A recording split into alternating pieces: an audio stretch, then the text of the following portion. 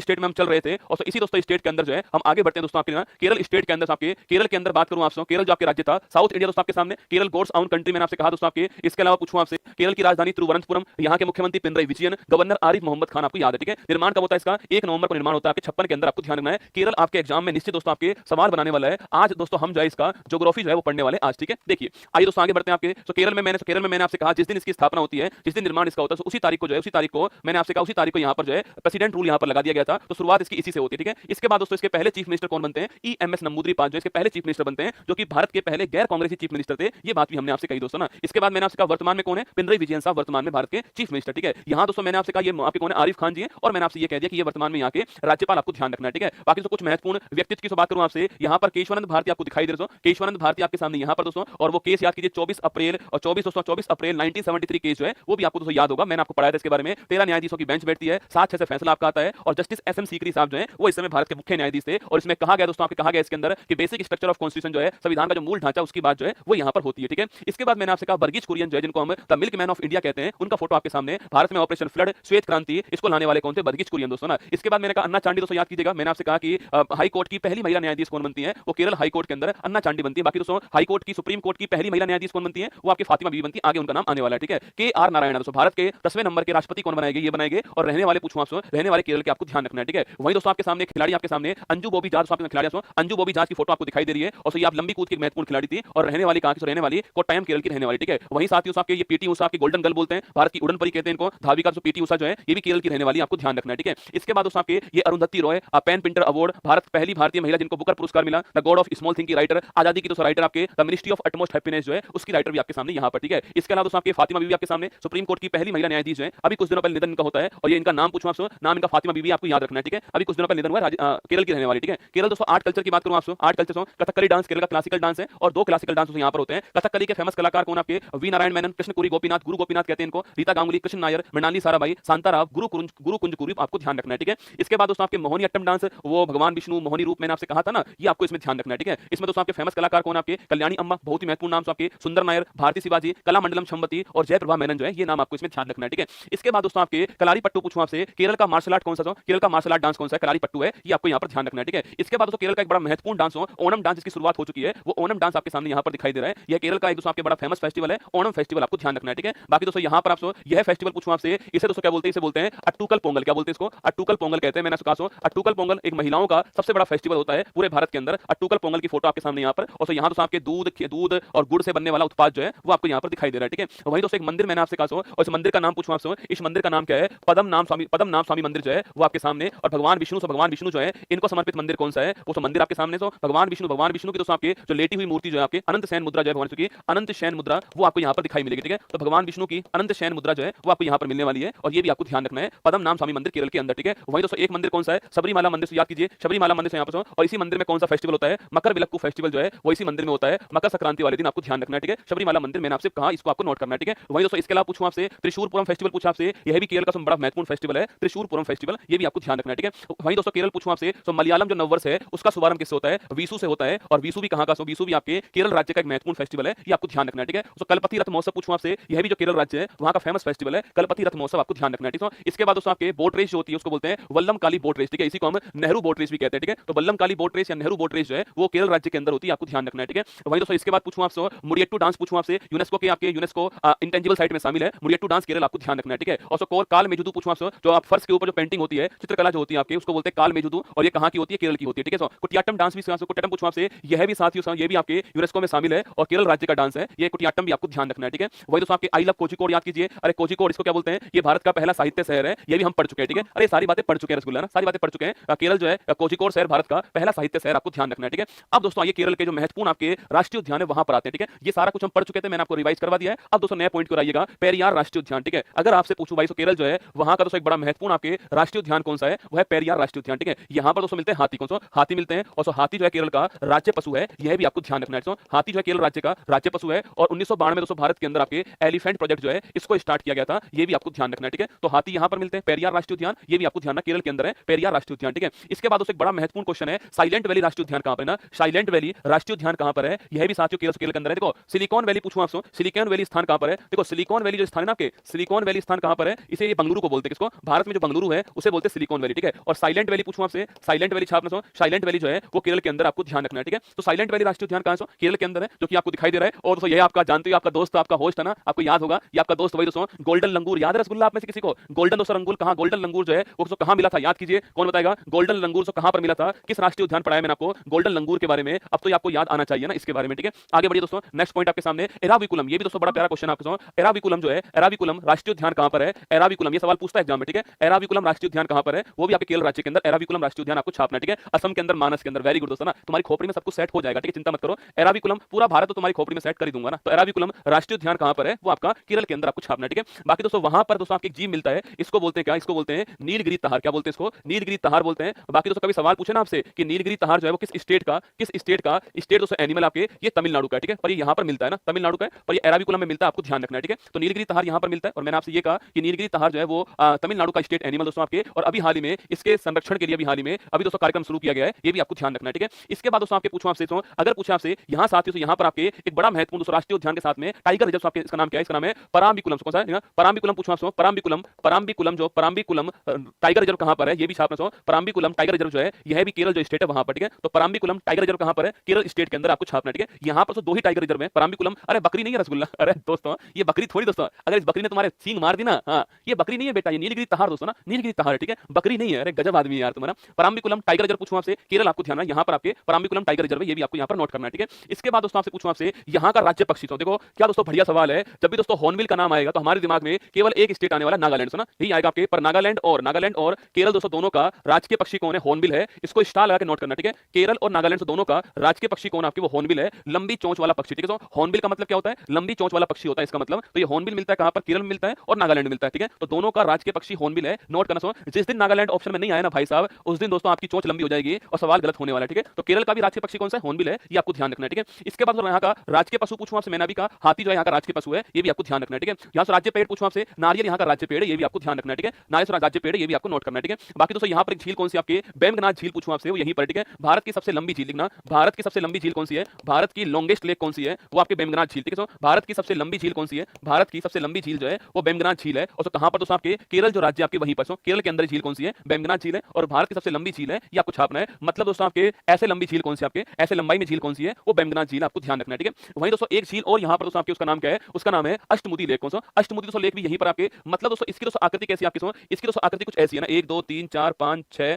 7 और 8 दोस्तों ना, ये आपको 8 आपके 8 इसके अंदर आपके 8 इसके अंदर आपके किनारे आपके, और स्टार की तरफ से इसकी आकृति है, और 8 इसकी भुजाएं, इसलिए इसको क्या बोलते हैं? अष्टमुदी लेक बोलते हैं। ये भी कहां पर? केरल के अंदर है, ये आपको ध्यान रखना है, ठीक है। तो अष्टमुदी लेक पूछूं आपसे, यह भी साथियों केरल के अंदर ही है। और आपके इसकी आकृति आपके कभी सवाल पूछे भाई स्टार की तरह आकृति किसकी है, तारे की तरह आकृति किस लेक की आपके? वो अष्टमुदी लेक की, आपको ध्यान रखना है, ठीक है। तो बेमगनाथ झील दोस्तों केरल के अंदर है, अष्टमुदी लेक पूछूं आपसे केरल के अंदर है, पेरियार राष्ट्रीय उद्यान केरल के अंदर है, साइलेंट वैली कहां से? केरल के अंदर आपके, अराविकुलम केरल के अंदर है, और वहां पर कौन मिलता है? नीलगिरी तहार दोस्तों मिलता है, और पराम्बिकुलम भी कहां से? केरल के अंदर है। हाथी किसका? केरल राज्य का, आपके हॉर्नबिल आपके केरल का स्टेट बर्ड है, और इसके अलावा अष्टमुदी लेक आपको ध्यान रखनी है, ठीक है। बाकी दोस्तों यहाँ पर पूछूं आपसे, यहाँ साथियों से मैंने पहले कहा आपके स्नेक दोस्तों बोट रेस कहां पर होती है? यहीं पर होती है, जिसे नेहरू ट्रॉफी कहते हैं, ठीक है। तो नेहरू ट्रॉफी दोस्तों स्नेक बोट रेस दोस्तों आपके, मतलब दोस्तों यहाँ पर दोस्तों आपके लंबी लंबी दोस्तों नाव होती है आपके, और लंबी दोस्तों आपके सांप की आकृति की नाव होती है, इसलिए इसको स्नेक बोट रेस कहते हैं, ठीक है। तो स्नेक बोट रेस यहीं पर होती है। बाकी दोस्तों मैंने आपसे यहाँ पर कहा स्नेक बोट रेस यहीं पर होती है, इसी का नाम नेहरू ट्रॉफी होता है, ये भी आपको ध्यान रखना है, ठीक है। तो स्नेक बोट रेस और नेहरू ट्रॉफी केरल राज्य का एक बड़ा फेमस फेस्टिवल है, ये आपको यहाँ पर ध्यान रखना है, ठीक है। तो स्नेक बोट रेस और नेहरू ट्रॉफी पूछूं आपसे, वो आपको यहाँ पर नोट करनी है, ठीक है। वहीं दोस्तों इसके अलावा दोस्तों यहाँ पर एक पहाड़ी कौन सी है, उसका दोस्तों नाम क्या है? उसका नाम है अन्नामलाई की पहाड़ी। कौन सी है? अन्नामलाई की पहाड़ी भी यहीं पर है, ये भी आपको छापना है। पश्चिमी दोस्तों घाट जो है, पश्चिमी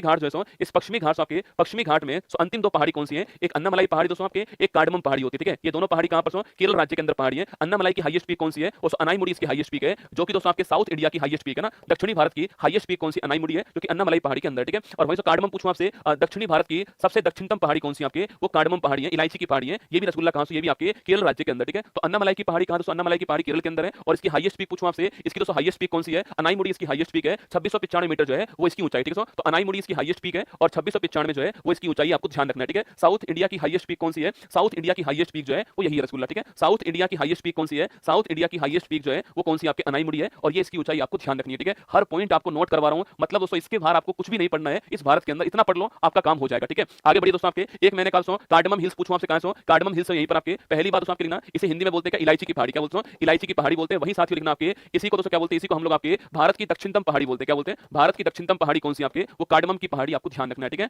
भारत की दक्षिणतम पहाड़ी कौन सी है? सो कार्डमम की पहाड़ी है, इलायची की पहाड़ी आपको ध्यान रखना है, ठीक है। आगे बढ़िए दोस्तों, नेक्स्ट क्वेश्चन आपके सामने। सो यहाँ पर दोस्तों आपके पेरियार नदी, सो पेरियार नदी के ऊपर यहाँ पर एक बांध कौन सा है? मुल्ला पेरियार बांध, ठीक है। यहाँ पर नदी को नदी पूछूं आपसे, नदी पेरियार हो गई आपके, और बांध कौन सा आपके? मुल्ला पेरियार बांध। यहाँ पर सुना, पेरियार नदी के ऊपर कौन सा बांध है? मुल्ला पेरियार बांध है, ये आपको ध्यान रखना है, ठीक है। अगर दोस्तों पूछूं आपसे इसी दोस्तों इसी बांध के ऊपर एक फिल्म बनी है डैम 999, देखना इस फिल्म को आप, डैम 999 ये बहुत पुराना बांध है आपके, मुल्ला पेरियार बांध आपके केरल और तमिलनाडु के बीच विवादित बांध आपके, मतलब ये टूटने वाला बांध हो चुका है। इसके ऊपर फिल्म बन चुकी है कौन सी? आपके डैम 999 फिल्म बन चुकी है, बहुत पुराना बांध है, इतने साल से पुराना बांध है आपके, केरल और तमिलनाडु के बीच विवादित बांध है आपके, और पेरियार नदी के ऊपर केरल के अंदर आपको ध्यान है। यहाँ पर फोटो आपको यहाँ पर दिखाई दे रही है, ठीक है। वही दोस्तों इसके अलावा पलक्कड़ जिला पूछूं आपसे, यहाँ दोस्तों एक बड़ा महत्वपूर्ण बांध आपके पलक्कड़ जिला के अंदर, और इस बांध का नाम पूछना, इस दोस्तों बांध का नाम क्या है? इस बांध का नाम क्या है? मल्ल पूजा छापना, मल्लम पूजा जो है इसका नाम है, आपको छापना है। मल्लम पूजा बांध पूछूं आपसे, केरल के पलक्कड़ जिले के अंदर है, और जो भरत पूजा नदी है इसके ऊपर, ठीक है। तो भरत पूजा नदी के ऊपर मल्लम पूजा बांध आपके पलक्कड़ जिले के अंदर, आपको नोट करना है, ठीक है। नोट करना, भरत पूजा नदी के ऊपर मल्लम पूजा बांध पलक्कड़ जिले के अंदर, ये आपको ध्यान रखना है, ठीक है। तो भरत पूजा नदी के ऊपर मल्लम पूजा बांध पलक्कड़ जिले के अंदर, ये आपको ध्यान रखना है, ठीक है। जो कि फोटो में दोस्तों आपको यहाँ पर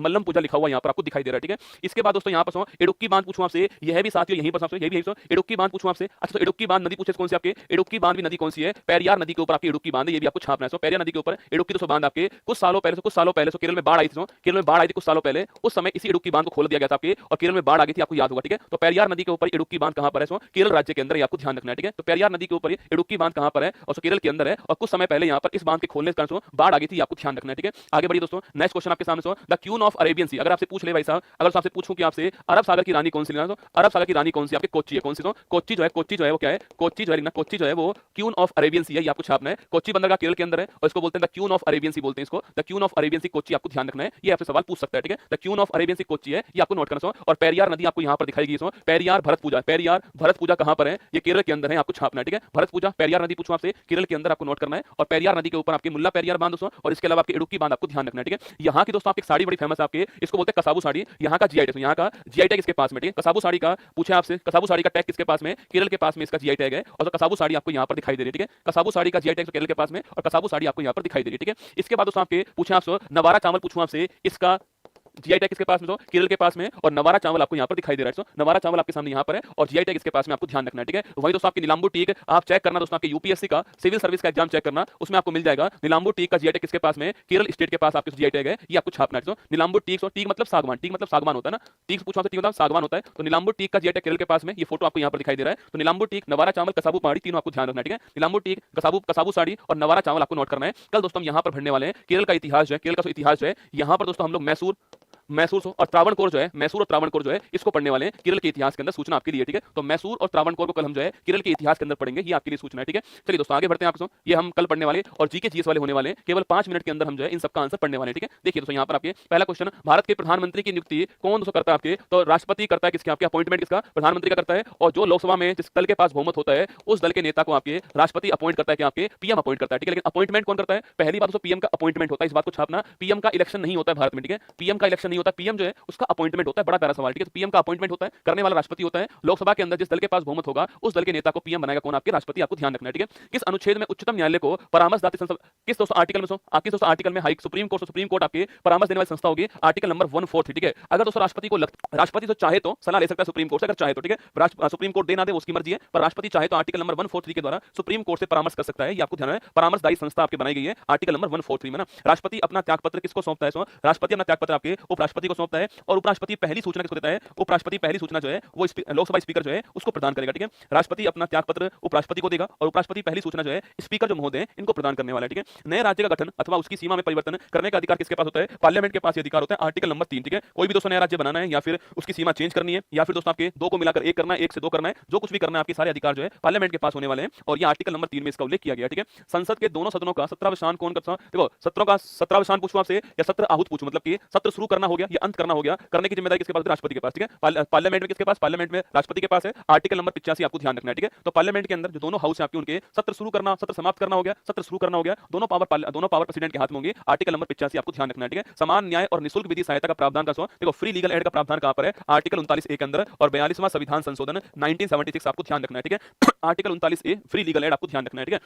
सत्रावसान का मतलब होता है सत्र को समाप्त करना, ठीक है। सत्राहुत मतलब सत्र को शुरू करना ना। किस संशोधन के अंतर्गत भूतपूर्व विदेशी राजाओं के प्रीवी पर्स को समाप्त कर दिया, ठीक है। बताओ आपके, अरे प्रीवी पर्स पूछूं आपसे, जो राजाओं को मिलने वाला प्रीवी पर्स पेंशन टाइप में जो था आपके, उसको समाप्त करने वाली कौन थी? इंदिरा गांधी उसको समाप्त करने वाली, ठीक है। 1971 में समाप्त किया था उसको। सवाल पूछ रहा है कि भाई कौन सा संविधान संशोधन है जिसके द्वारा समाप्त कर दिया, वो आपको छापना है, ठीक है। देखो समाप्त करने वाली इंदिरा गांधी जी, ठीक है। कब समाप्त किया? 1971 के अंदर किया, ठीक है। और लिखिए 26वां संविधान संशोधन जो है इसके द्वारा किया, आपको ध्यान रखना है, ठीक है। आगे बढ़िएगा। नेक्स्ट क्वेश्चन आपके सामने, कौन सा आर्टिकल मानव दुर्व्यापार और बलात्श्रम को बैन करता है? सुनो, मानव दुर्व्यापार पूछूं आपसे, इसको बोलते हैं ह्यूमन ट्रैफिकिंग, ठीक है। और बलात्श्रम मतलब फोर्स लेबर जो होता है। आर्टिकल 23 जो आपसे मानव दुर्व्यापार, मानव अंगों का बेचना, ह्यूमन ट्रैफिकिंग करना, और जो बलात्श्रम है, जो फोर्स लेबर है, उसको बैन करता है, ठीक है। आगे देखिए, किस आर्टिकल के अंतर्गत संविधान सर्वोच्च न्यायालय को अभिलेख न्यायालय दोस्तों इसका स्थान प्रदान करता है? Supreme court is a record court. सर्वोच्च न्यायालय एक अभिलेख न्यायालय होगा। आर्टिकल नंबर 129 के अंदर लिखा हुआ, आपको नोट करना है, ठीक है। सर्वोच्च न्यायालय एक अभिलेख न्यायालय होगा, यह बात आर्टिकल नंबर 129 में लिख रही है। और हाई कोर्ट एक अभिलेख न्यायालय होगा, हाई कोर्ट एक अभिलेख न्यायालय होगा, ये बात कहां लिख रही है? बताओ, हाई कोर्ट जो है एक अभिलेख न्यायालय होने वाला है, ये बात कहां लिख रही है, आपको बताना है, ठीक है। सुप्रीम कोर्ट आर्टिकल नंबर 129 है ना। राज्यपाल के लिए शपथ का दोस्तों उल्लेख संविधान के किस आर्टिकल में? ढूंढ ढूंढ कर सवाल लाया हूं आपसे,